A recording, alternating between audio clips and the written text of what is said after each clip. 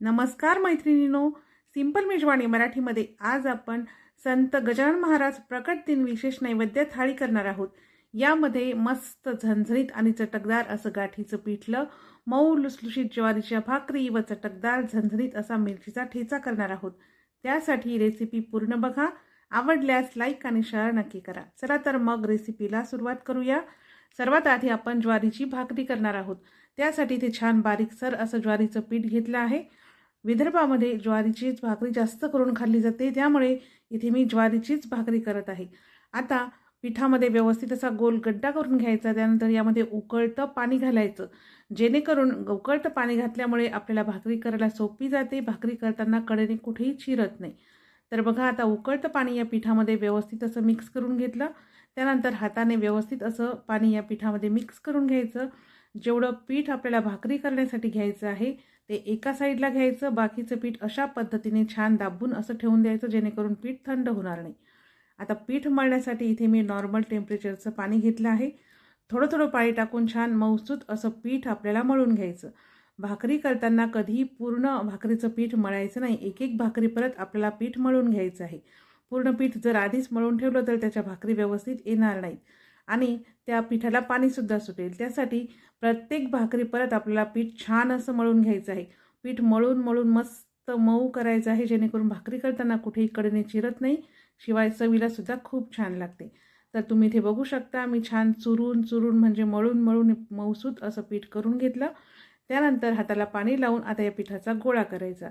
भाकरी जेवढी करायची असेल, जसं की लहान मोठी त्याप्रमाणे पिठाचा गोळा घ्यायचा, जास्तीचं पीठ काढून टाकायचं, हाताला पाणी लावून घ्यायचं आणि अशा पद्धतीने भाकरीची पारी हातामध्ये करून घ्यायची।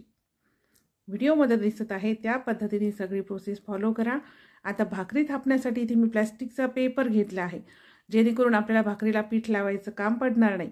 आता या प्लास्टिकच्या पेपरला पाणी लावून घ्यायचं व आता तयार केलेली जी भाकरीची पारी आहे ती यावरती टाकून आता अशा पद्धतीने तळव्याने ही भाकरी आपल्याला थापून घ्यायची आहे।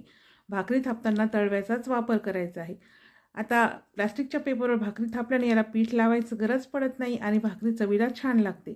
पण तुम्हाला जर प्लास्टिकचा पेपर वापरायचा नसेल तर तुम्ही पिठावरती भाकरी थापू शकता। भाकरी खूप जास्त जाड नाही, खूप जास्त पातळ नाही, अशा पद्धतीची मी करून घेणार आहे। तुम्हाला ज्या पद्धतीची भाकरी करायची आहे तसे तुम्ही करू शकता, जशी की खूप जास्त पातळ किंवा मऊ लुसलुशीत गाभा असलेली थोडीशी जाडसर। तर बघा, अशा पद्धतीने तळव्याने थापून छान गोल गरगरीत अशी भाकरी करून घेतली। खूप जास्त जाड नाही, खूप जास्त पातळ नाही।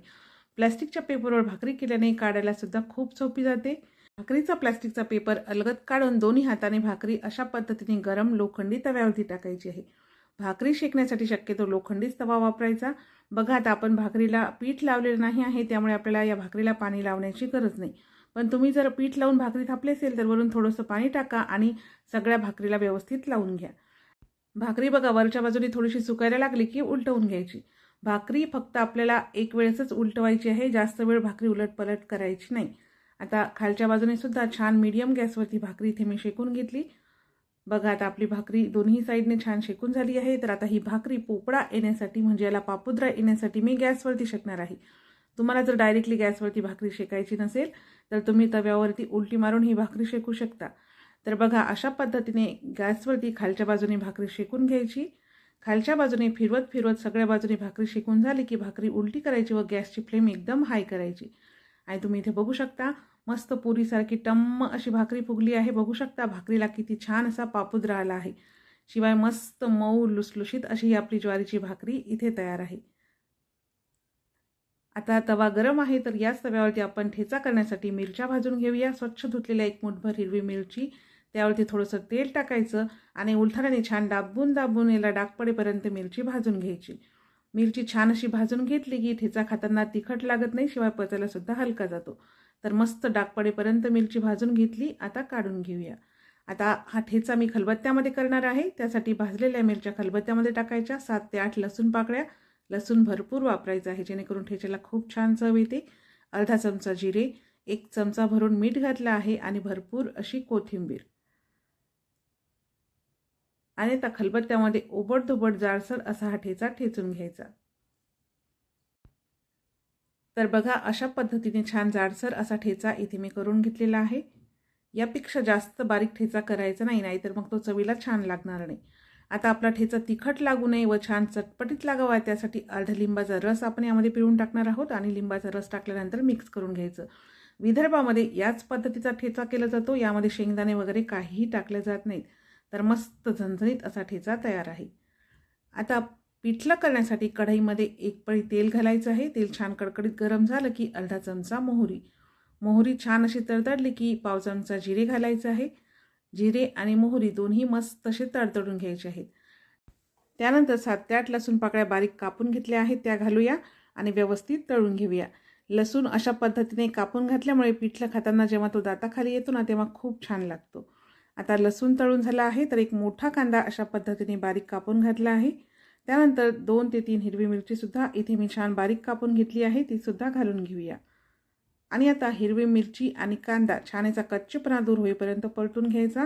कांदा खूप जास्त लालसर करायचा नाही. तर बघा आता कांदा, लसूण, हिरवी मिरची व्यवस्थित परतून झाले आहे. आता आपण यामध्ये घालणार आहोत हळद. तर इथे मी विदर्भ समृद्धी निर्मित प्रथा ही हळद घेतली आहे. ही हळद पूर्णपणे शुद्ध हळकंडापासून तयार केली जाते. यामध्ये कुठलेही केमिकल्स किंवा भेसळ नाही आहे आणि खूप कमी प्रमाणामध्ये ही हळद आपल्याला भाजीमध्ये टाकावी लागते. तर अगदी छोट्या चमच्याने पाव चमचा एवढी हळद घातली आहे आणि अर्धा चमचा लाल तिखट. हळद आणि लाल तिखट घातल्यानंतर मिक्स करून घ्यायचं. आणि आता आपण यामध्ये टाकणार आहोत थोडीशी कोथिंबीर. कोथिंबीर फोडणीमध्ये टाकल्यामुळे पिठल्याला खूप छान चव येते. कोथिंबीर घालून मिक्स करून घ्यायचं. आणि आता इथे मी 2 कप पाणी घेणार आहे. पाणी मोजून घ्यायचं आहे. तुमच्याकडे कप नसेल तर एखाद्या वाटीने तुम्ही पाणी टाकू शकता. तर 2 कप पाणी घातलं आहे. चवीनुसार मीठ घालायचं, व्यवस्थित मिक्स करून घ्यायचं आणि झाकण ठेवून या पाण्याला छान खळखळीत अशी उकळी काढून घ्यायची. विदर्भामध्ये अशा पद्धतीचं आटून केलेलं गुठळ्याचंच पिठलं केलं जाते जे चवीला खूप छान लागते. तर बघा आता पाण्याला छान उकळी आली आहे तर गॅस बंद करायचा आणि आता आपण यामध्ये टाकणार आहोत बेसन. तर आता इथे मी विदर्भ समृद्धी निर्मित प्रथाचं बेसन घेतलं आहे.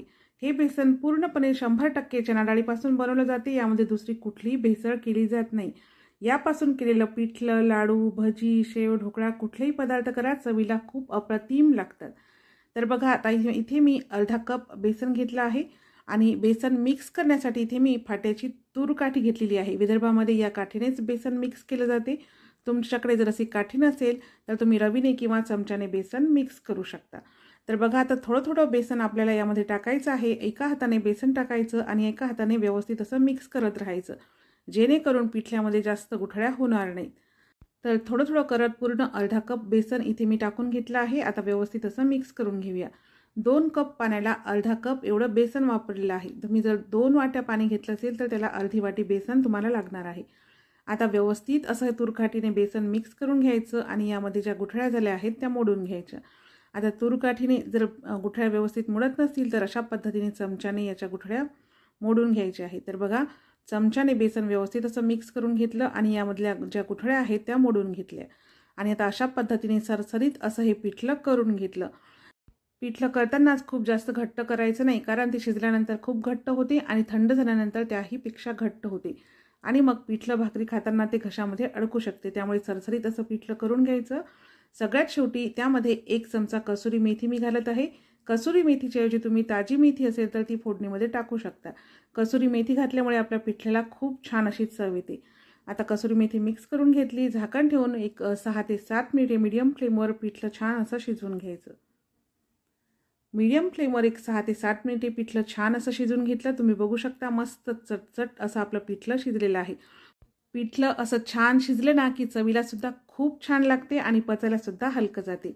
तर पिठलं मस्त असं शिजलेलं आहे. गॅस बंद करायचा. सगळ्यात शेवटी बारीक कापलेली कोथिंबीर घालून मिक्स करायचं आणि इथे तयार आहे आपलं मस्त झणझणीत आणि चटकदार असं पिठलं. मस्त गरमागरम झणझणीत असं पिठलं, सोबत मऊ लुसलुशीत ज्वारीची भाकरी, मस्त असा झणझणीत ठेचा आणि सोबत कांदा. वाह क्या बात है. तुम्ही सुद्धा येणाऱ्या प्रकट दिनाला ही नैवेद्य थाळी नक्की बनवा आणि महाराजांना हा नैवेद्य नक्की दाखवा. त्यांच्या आवडीचे पदार्थ खाऊन गजानन महाराज नक्कीच खुश होतील. विदर्भामध्ये पिठल्यावरती व ठेच्यावरती वरून भरपूर असं तेल टाकून खाल्ले जाते. भाकरीसुद्धा बघा किती मस्त मऊ लुसलुशीत झाली आहे. तर तुम्हाला आजची रेसिपी कशी वाटली ते कमेंट्समध्ये मला नक्की सांगा. रेसिपी आवडल्यास लाईक आणि शेअर नक्की करा.